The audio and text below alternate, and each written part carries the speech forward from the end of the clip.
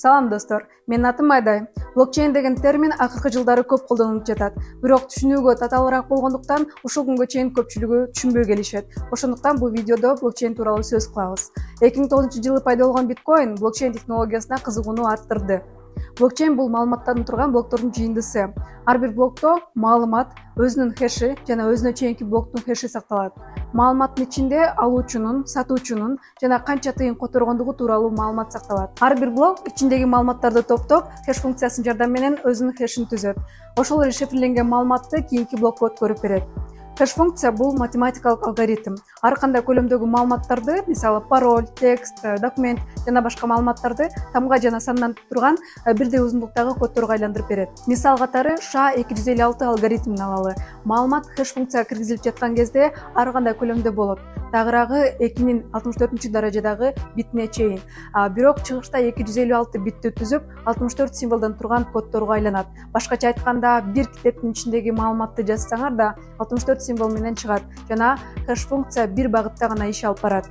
Эгерде эки башка маалымат чыгышта бирдей хэшке айланып калса, анда бул көрүнүш коллизия деп аталат. Бирок блокчейн технологиясы жылдан жылга өнүгүп жаткан учурда мындай көрүнүш жокко эсе. Хэш функция менен биргеликте блокчейнди коопсуз кылган торчолордун бири peer-to-peer торчосу болуп саналат. Peer-to-peer торчону колдонуп, ар бир блок серверде, кардарда боло алат. Башкача айтканда, блокчейнде болуп жаткан транзакциялардын баарына транзакция бул которуу. Ар бир колдонуучу өз макулдугун берет жана бир адрестен экинчи адреске которулуп жаткан транзакцияларды ачык көрө алышат.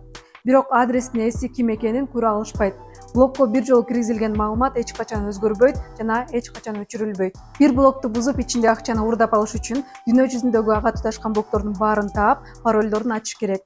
Башкача айтканда, блокчейн системасын бузууга таптакыр мүмкүн эмес. Ал эми блокчейн менен блокчейн капчыктын айырмасы сизге белгилүүбү? Эгер жок деген жооп болсо, анда билип алыңыз. Сиз билген MetaMask кошелегу, Trust Wallet, Blockchain Wallet жана башка ошого окшогон кошелектордун баары бул блокчейн эмес. Бул жөн гана блокчейнге туташуучу курал деп түшүнсөңүздөр болот.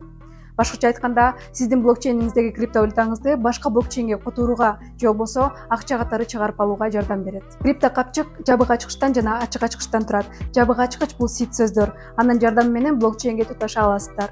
Сид сөз деген бул 12 сөздөн турган англис тилиндеги сөздөр болуп саналат. Анын баштапкы түрү татаал тамга жана сандардан турган символдорду түзөт. Жабык ачкычты хэш функцияга салып, ачык ачкычка айлантат. Андан кийин гана колдонуучуларга ыңгайлаштырып, ачык ачкычты кошелектин адресине айландырып, сиздерге оңой түрү берилет. Ошол адрести башкалар менен бөлүшүп, блокчейниңизге криптовалютаны чогулта берсеңиз болот. Блокчейн технологиясын бүгүнкү күндө көпчүлүк тармактарда колдонсо болот. Мисалы, шайлоо тармагында. Шайлоону так жана коопсуз өткөрөт. Жана ошондой эле өнүккөн өлкөлөрдө медицина тармагында өтө көп колдонушат. Анткени пайдасы өтө чоң. Блокчейн технологиясы пациенттердин даныларын ачыкка чыгарбай, эмне менен ооруп жаткандыгын, кандай дары ичип жаткандыгын жана ал дарылардан кандай результат болуп жаткандыгын аныктап, дарылардын санын көбөйтпөй, сапатын жакшыртканга жардам берет жана да пациенттердин ишеничин көбөйтөт. Кийинки видеодо көрүшкөнчө достор.